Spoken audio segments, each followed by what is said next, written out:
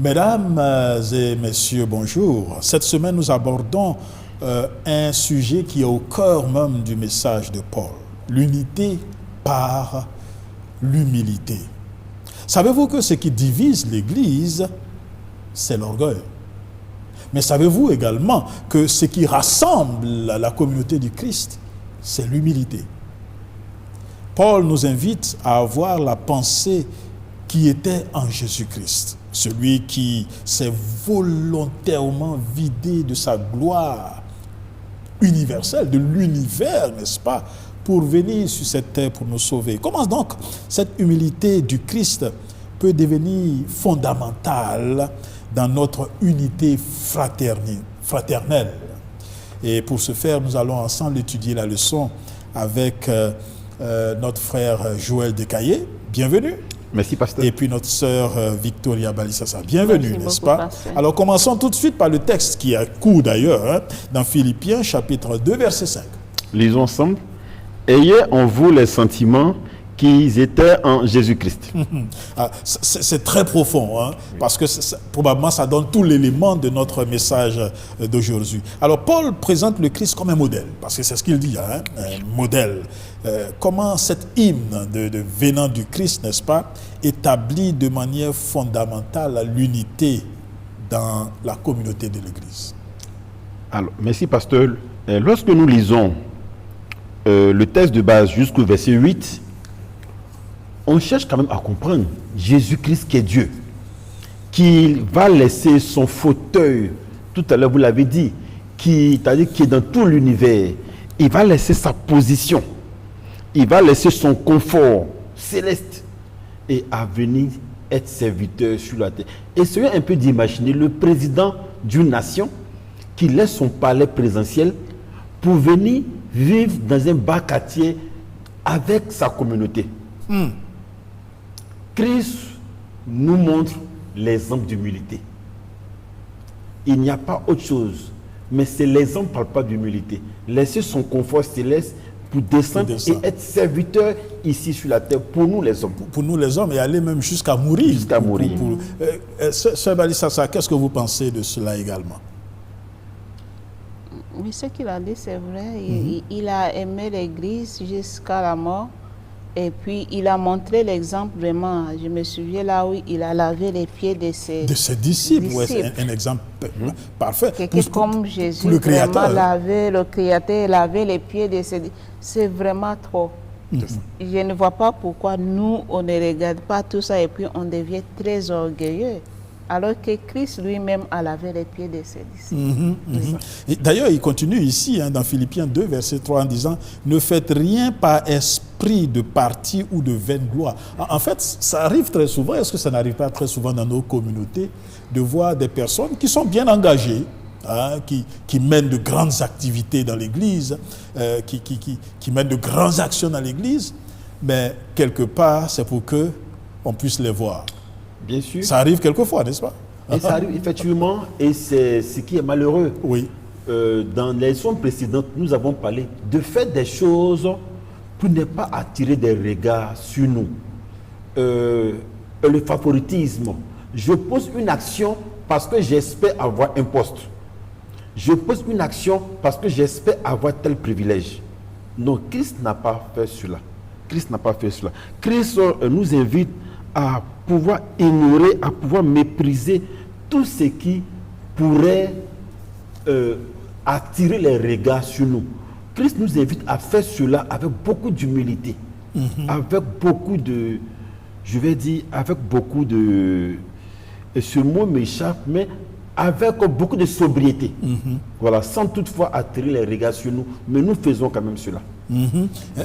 Sœur Balissassa, est-ce que quelquefois il n'y a pas de motivation cachée souvent dans des actions, n'est-ce pas? Quelles sont ces motivations cachées souvent qui nous amènent à chercher la gloire?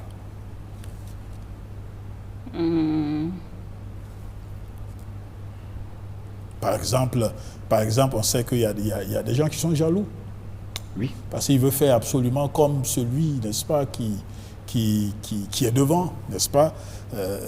Ou bien il y a des désirs. Mais il y a des gens qui sont toujours en compétition contre les autres dans l'église, même dans l'église, hein, ils sont toujours en compétition, ils veulent toujours être devant, ils veulent être toujours celui qui décide. Voilà. Quand lui, il ne décide pas, ça ne passe pas au comité. Non. Est-ce que c'est pas naturel ça? Il veut se voir. Il veut se exactement. Il veut se voir. C'est ça qui a fait que le diable est descendu. Parce que pourquoi pas moi? C'est moi qui dois être. C'est ça. Les gens doivent me voir. Quand les gens parlent, c'est moi qui dois parler. Ce sont des choses comme ça. C'est l'orgueil qui est dans le diable qui fait que dans l'église aussi de Dieu, il y a les gens comme ça. C'est moi qui dois être ancien de l'église. C'est ça. Si ce n'est pas moi, personne. Ah oui. Si on te dit il faut être diacre, non. Diacre. Je veux être ancien. Comme on me racontait il n'y a pas très longtemps l'histoire de quelqu'un à qui on lui a proposé le poste de diacre d'église.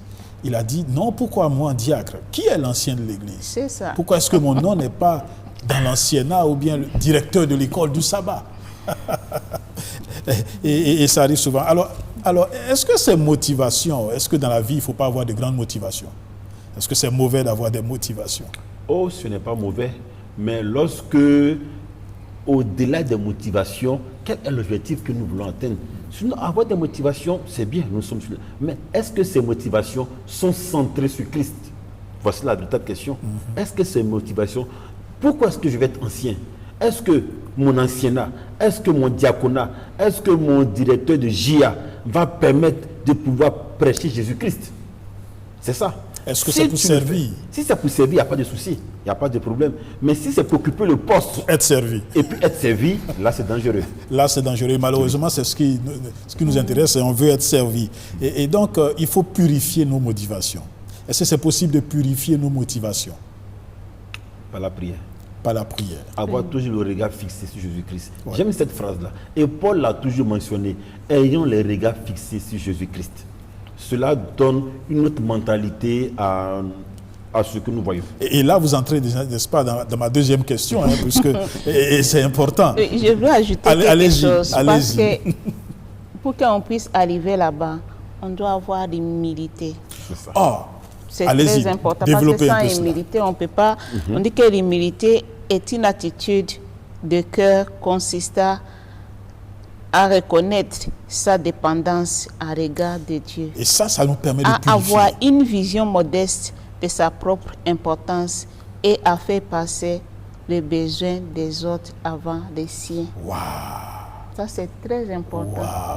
Wow. Donc l'un des aspects importants, n'est-ce pas, pour sortir de ces motivations égoïstes-là, c'est d'être humble. C'est ça.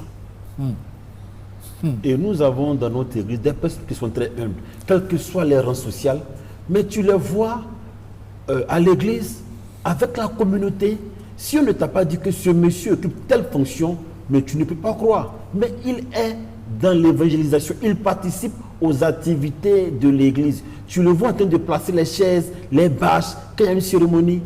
Véritable démonstration d'humilité. Et c'est ce à quoi Christ nous appelle. Et comment donc réussir à ne pas regarder à notre intérêt personnel, mais à ceux des autres? Parce que c'est ça la chose importante. Hein. C'est-à-dire vous faites le travail, mais c'est les autres qu'on voit. C'est-à-dire vous agissez pour l'intérêt des autres. Comment réussir à cela? Si vous avez même des exemples de personnes, n'est-ce pas, qui ont fait cela, ce serait bienvenu pour nous aider dans ce sens-là. Sœur. Oui, on a je vais lire quelque chose. Allez-y. L'individualisme, l'égoïsme et l'orgueil sont des traits de caractère majeurs de l'ennemi de la vie. Ce monde de vie semble ouvert, bénéfique, mais avec le temps, il finit par les transformer en malédiction. Au contraire, les personnes qui font preuve d'un esprit d'altruisme, de bienveillance et d'altruisme sont sur des récoltes de bénédictions, maintenant ou dans le futur. Exemple, une jeune femme, Dino Akexi, intéressant, obtenu un diplôme en travail social. de l'université de Walla Walla avec un cœur de faire la différence. Elle a quitté sa zone de confort aux États-Unis et allait fonder le centre d'apprentissage adventiste à Beyrouth pour les réfugiés syriens en 2013. Intéressant. Transformant ainsi la vie de 440 enfants réfugiés, dont certains sont allés à l'université. Elle a appris à araber et souhaitait désormais partir en Syrie pour ouvrir une école. Elle s'inquiète plus de la vie de ces réfugiés que sa propre vie. Dr. James, après qui y a quitté son emploi prestige aux États-Unis pour se rendre à l'hôpital adventiste de Bell, dans la campagne chaude, sèche, poussiéreuse et dangereuse du Tchad. Ce sont les exemples qu'on nous donne, les gens qui se donnent, qui risquent ta vie pour aller aider les autres. Oui, ça fait penser beaucoup, quand vous le dites, à tous ces premiers missionnaires qui ont quitté le confort occidental, n'est-ce pas, pour venir. Beaucoup même sont morts en Afrique et dans le monde de maladies, etc., parce qu'ils ont décidé de suivre l'exemple du Christ. Et c'est bien de savoir qu'il y a des exemples. Et nous pouvons faire de même, exactement. D'ailleurs, la parole de Dieu nous dit dans Philippiens 2, verset 8, que Christ s'est humilié. Il s'est humilié. Nous savons, il s'est humilié. Quelle différence entre le fait d'être humilié, n'est-ce pas, ou bien l'humilité personnelle, volontaire, n'est-ce pas? Est-ce qu'on peut faire une différence entre les deux? C'est-à-dire, il y a le fait de subir l'humiliation et il y a le fait de décider soi-même d'être humble. Est-ce que les deux vont ensemble? Est-ce qu'on peut les mettre en relation? Oh, je ne pense pas que les... Bon, selon moi, je ne pense pas que les deux sont relationnels, parce que être humble, c'est vraiment de manière volontaire. C'est ça. C'est une attitude que nous avons en nous, nous avons cultivé cela petit à petit, et cela est devenu une seconde nature. Maintenant, l'humiliation, c'est lorsque nous sommes persécutés. C'est lorsque nous sommes sous l'oppression de quelqu'un qui veut nous rabaisser. Là, on parle de l'humiliation. Donc, c'est un peu ça. C'est intéressant. Donc, quelque part, n'est-ce pas, la première attitude, c'est-à-dire l'humilité, peut nous amener à être humiliés également. Donc, pour finir, il y a quelque part une petite... Oui. Non, en fait, les deux mots ne sont pas les mêmes. C'est ça. Mais ils peuvent être liés à une certaine manière. Bien sûr. Et c'est pourquoi c'est important. Et Jésus, n'est-ce pas, a choisi, n'est-ce pas, d'être humilié. Oui, et Jésus a vécu cela. Jésus a tellement été humble à tel point qu'il est mort sur la croix. Et la Bible nous dit que en son temps, mourir sur la croix, on va dire que c'était la manière la plus horrible de mourir pour une personne. Mourir sur la croix. Et on a vu Paul qui est prisonnier. Et nous savons que au temps de Paul, lorsque tu es prisonnier, c'est le symbole de la honte, c'est le symbole de l'échec, c'est le symbole de la défaite. Mais Paul a été humilié. Paul est resté en prison, mais Paul avait une vision. Voilà. Et c'est cela, n'est-ce pas? Donc, quelque part, ces exemples, ce Bali Sassa, nous démontrent avec Jésus, n'est-ce pas, que le fait d'être humilié à cause de notre humilité, n'est-ce pas, est quelque chose de très important que nous devons prendre comme positif et ne pas résister. D'ailleurs, la parole de Dieu dit, Dieu résiste aux orgueilleux, mais il fait grâce aux humbles, n'est-ce pas? Et donc, il est prêt à faire grâce à nous. Alors, l'apôtre Paul cite deux exemples de personnes, n'est-ce pas, qui sont des exemples de serviteurs humbles, n'est-ce pas? Il parle de Timothée et d'Épaphrodite, n'est-ce pas? Deux personnes. Alors, on va parler peut-être un peu des deux et savoir en quel sens ils peuvent être des exemples. En quel sens, n'est-ce pas, qu'est-ce qu'ils faisaient qui peuvent nous inspirer, n'est-ce pas, à avoir cette attitude de service humble. Alors, lorsque nous lisons la Bible, on nous parle de Timothée. Déjà, Paul reconnaît son dévouement. On nous dit qu'il était d'un dévouement désintéressé. C'est-à-dire que Timothée aimait se soucier vraiment d'une manière sincère du bien-être des autres. Et c'est ce qui a valu à Timothée toutes les éloges que fait l'apôtre Paul. Parce que Timothée pensait toujours au bien-être des autres. Il prenait des informations, il allait aider les nécessiteux. Donc c'est un peu ça. Il y a Timothée, n'est-ce pas? Oui. Sœur Balissa, vous avez quelque chose à ajouter? Oui, moi, ça m'amène dans les fruits de... On dit, pour les principes caractéristiques d'un serviteur humble et fidèle, on peut penser avant tout aux fruits de l'esprit. C'est vrai. C'est vrai. Tel que, on voit ça dans Galates 5, versets 22 Et 23. et 23, c'est-à-dire l'amour, la joie, la paix, la patience, la bonté, la fidélité, douceur et La tempérance. la maîtrise des soi. On doit en avoir. Et à l'intérieur, n'est-ce pas, on voit cette attitude que nous devons avoir. Oui. Oui. Et nous avons parlé de Timothée. Il est aussi bon aussi de parler d'Épaphrodite. Oui. Alors Voici lui, quel quelqu'un était son qui but? met son argent au service de l'évangile. Et la leçon nous dit qu'il courait des risques. Parce qu'en ce moment-là, savoir que tu participais à l'évangile, tu courais un risque d'être emprisonné. Alors, on nous dit que Timothée et Épaphrodite ont vraiment démontré leur humilité. Ils n'ont pas cherché leur propre gloire, mais ils ont plutôt cherché le bien-être des autres. Intéressant hein, de faire ressortir cet aspect qui est le nerf de la guerre. Bien sûr. L'argent. L'argent. Parce qu'on voit la Timothée qui se donne, Oui.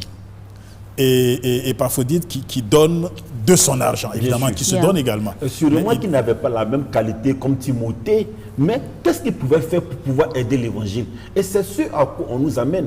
Tout le monde n'est pas appelé à être pasteur, ni prédicateur, ni évangéliste, mais dans la communauté, qu'est-ce que tu peux faire comme action pour pouvoir soutenir l'évangélisation? De ta position, tu n'as pas le temps, c'est vrai, toujours en 2 avions, mais ton argent peut servir à l'évangélisation. peut servir à l'évangélisation. D'ailleurs, c'est tellement fort aujourd'hui et j'interpelle tous ceux qui nous suivent aujourd'hui. C'est la problématique de ce que l'argent est tellement important aujourd'hui qu'on n'est pas prêt à contribuer pour l'œuvre de Dieu. Et ça, ce sont des exemples. En quoi est-ce que l'argent, donner de l'argent, c'est une preuve d'humilité? Mais quand je pense à tout ça là, Oui. je regarde Paul qui était à haut. Il était éduqué. Oui. Il n'a pas regardé tout ça. Il était même parmi les pharisiens. Hein? Il faisait les tentes pour qu'il puisse faire avancer l'œuvre de Dieu. Et aujourd'hui, on regarde seulement l'argent. Ça ne devait pas être comme ça. Parce qu'on a les endroits où les gens veulent construire une église. La personne vient et dit, oh, moi je vais transporter les briques. Moi je vais aller chercher de l'eau. Et puis dans quelques temps, tu vois l'église est construite.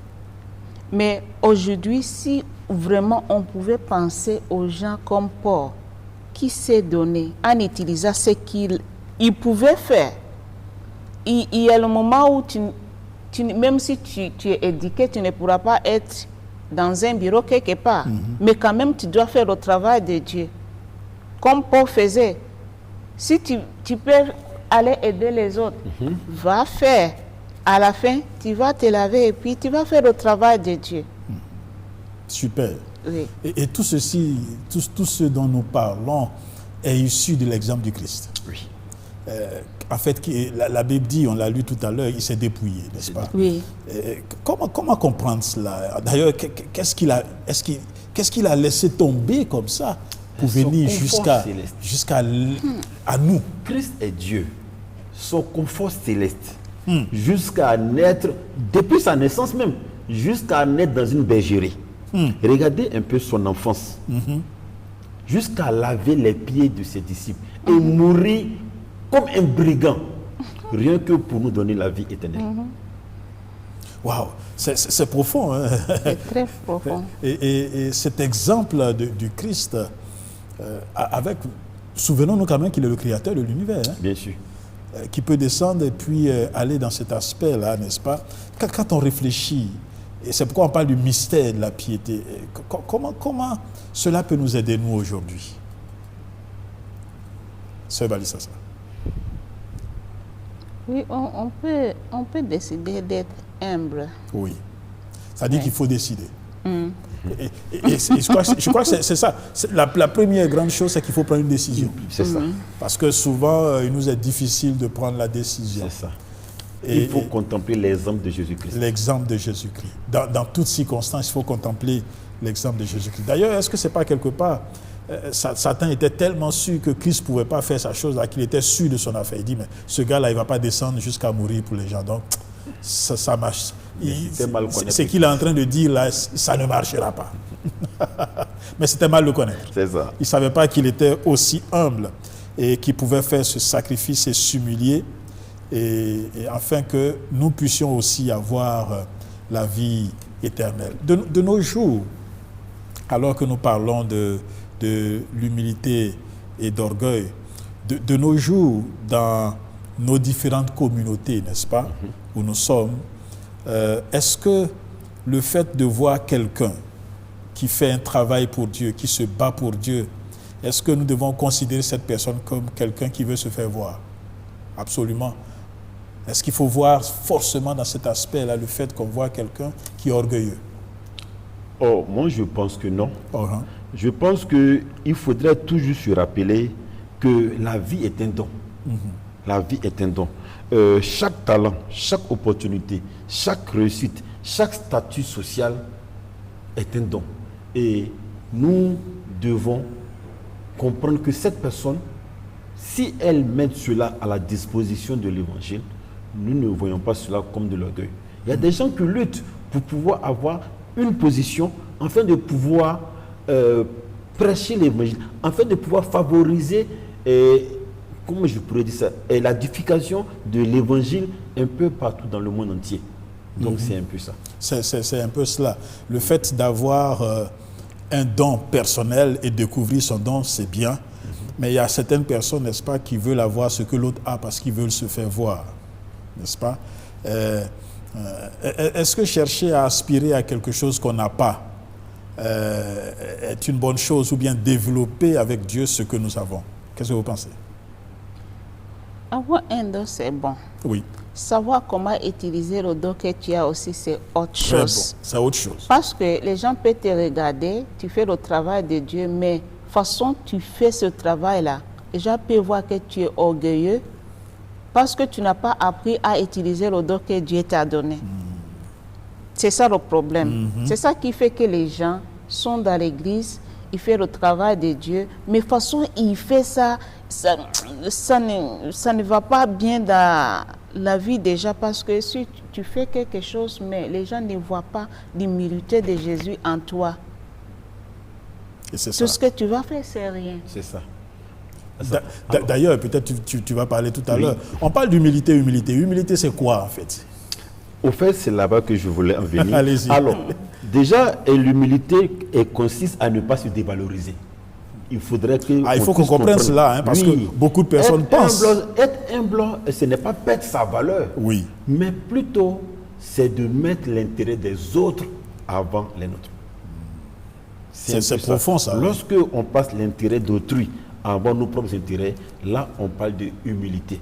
Mais ce n'est pas se dévaloriser. Par exemple, lorsque tu acceptes d'écouter une personne, lorsque tu décides qu'une personne puisse prendre la première place, lorsque tu permets qu'une personne puisse profiter d'une circonstance, là, on parle de humilité. Mais on ne perd pas ses valeurs. C'est un peu cela. C'est super de comprendre cela, n'est-ce pas? Donc, en fait, l'humilité réelle, n'est-ce pas? C'est comme tu l'as dit, hein, c'est de mettre les autres en valeur. En valeur, c'est ça. Et de se laisser en arrière et faire donner les autres de la valeur aux autres. Et c'est ce que Jésus nous a démontré et c'est ce qui nous est invité à faire. Alors, chers amis, posons-nous cette question de manière sincère. Qu'est-ce qui m'anime vraiment dans mon service? Que ce soit au travail, que ce soit à l'école, que ce soit à l'église. Qu'est-ce qui m'anime? Est-ce la recherche de la reconnaissance dans ce monde ou bien le désir authentique de servir? Est-ce que je suis prêt à mettre les intérêts des autres avant les miens, comme Christ l'a fait? Et de là ressort, n'est-ce pas, l'aspect essentiel de notre message d'aujourd'hui. Laisser Christ au-dessus de nous. Alors, si Dieu lui-même s'est humilié jusqu'à la croix, comment pouvons-nous résister donc à l'orgueil aujourd'hui? C'est suivre simplement l'exemple du Christ. Et donc, c'est que j'aimerais vous inviter, n'est-ce pas, à vous engager, c'est de cultiver l'humilité. La clé précieuse qui unit l'Église et qui nous rapproche de notre Seigneur Jésus-Christ. Et si nous le faisons, n'est-ce pas, nous cultivons quelque chose de très important. L'humilité. Que Dieu nous aide afin que nous puissions cultiver véritablement cette humilité pour sa gloire et pour le bonheur de l'Évangile. Nous allons prier ensemble pour terminer et demander à Dieu de nous garder avec ce cœur. Notre Seigneur et notre Dieu, nous te remercions infiniment parce que tu nous enseignes encore aujourd'hui que nous avons un problème. Le problème, c'est l'orgueil. Et l'ennemi fait en sorte que ce problème puisse persister en nous. Mais aujourd'hui, tu nous enseignes à travers ton exemple, l'exemple de notre Seigneur Jésus-Christ, que nous pouvons mettre les autres, leur intérêt au-dessus des nôtres. Aide-nous, Seigneur, à cela. Et si quelqu'un nous écoute aujourd'hui, qui nous suit dans cette émission, nous prions, Seigneur, que tu puisses accomplir ce miracle dans sa vie maintenant. Que tu accomplisses ce miracle dans ma vie maintenant. Et que, Seigneur, à partir d'aujourd'hui, nos cœurs soient remplis d'humilité et de service pour que nous puissions ensemble, étant tes serviteurs, travailler pour toi et hâter ton prochain retour. Merci, Seigneur, pour les miracles que tu accompliras dans le nom de notre Seigneur et Sauveur Jésus-Christ. Amen. Amen. Merci et à la semaine prochaine par la grâce de Dieu.